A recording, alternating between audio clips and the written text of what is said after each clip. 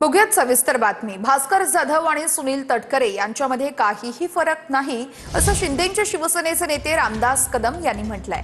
भास्कर जाधव यांचा राजकीय बाप मीच असंही कदम म्हणतायत, तर अंतुलेंना संपवण्याचं पाप तटकरेंनीच केलं असंही रामदास कदमांनी म्हटलंय।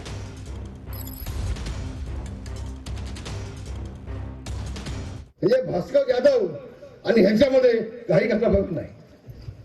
भास्कर जाधव सारखा नीच माणूस, नीच अख्ख्या जगाच्या पाठीवर तुम्हाला सापडणार नाही। ज्या थालीत खाणार तिथं छेद करायला अवलाद म्हणजे भास्कर जाधव।